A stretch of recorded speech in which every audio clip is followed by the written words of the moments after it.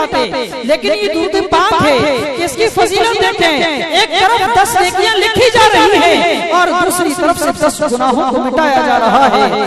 ایک نام اللہ کے ولی ہے، پیدائش کی 807 ہجری میں مصر کے اندر ہوئی، نام ہے محمد بن سلیمان الجزولی شاذلی رحمۃ اللہ تعالی علیہ۔ میں اپنی بات کو شروع کر رہا ہوں درود پاک کی فضیلت بتا کر کے کہ محمد بن سلیمان الجزولی شاذلی یہ اللہ کے بہت بڑے ولی اور بہت بڑے مصنف گزرے ہیں۔ ان کی ایک کتاب مشہور زمانہ کتاب ہے جس کو دلائل الخیرات شریف کہتے ہیں۔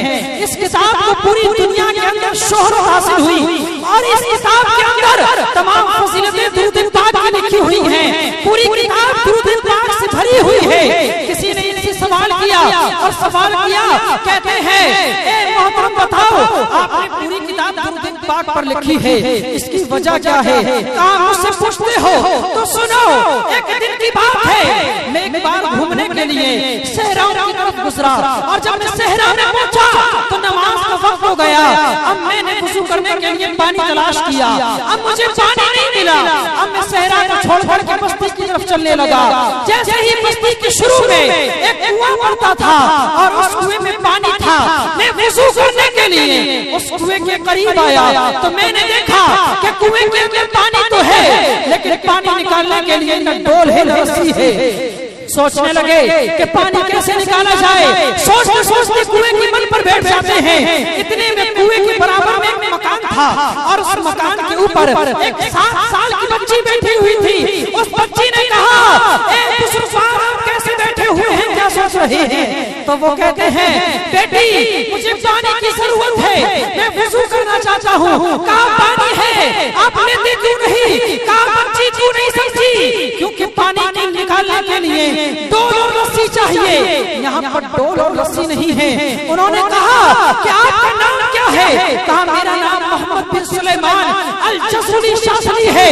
کہا تمہارا نام تو ولیوں میں شمار ہوتا ہے، تم تو بہت ساری کتابوں کے رائٹر ہو، تمہیں نہیں پتا کنویں سے پانی کیسے نکالا جاتا ہے۔ کہا بچی میری سمجھ میں نہیں آیا، تو کیا کہنا چاہتی ہے؟ کہا کہ تمہیں نہیں پتا اس بچی نے ابھی وہ اپنے انداز میں بات بھی کر رہی تھی کہ اس نے کنویں کی طرف دیکھا اور کنویں میں تھوک دیا۔ وہ اللہ کا ولی کہتا ہے میں دیکھ کر کے کنفیوز ہو گیا اور حیران رہ گیا کہ اس بچی کا تھوک کنویں میں پہلے گیا تھا یا کنویں سے پانی عمر بھر۔ پوچھا کہ بچی تیرے اندر یہ برکتیں کہاں سے آئیں؟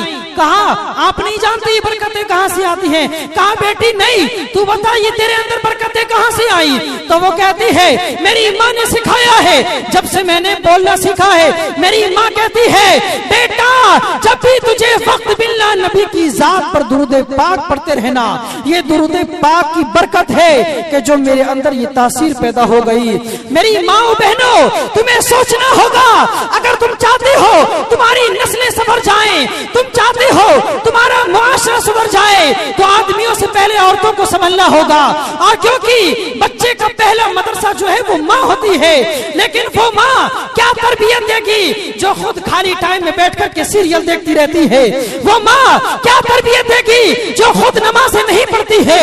وہ ماں کیا تربیت دے گی جو خود دوسروں کی غیبت کرتی رہتی ہے؟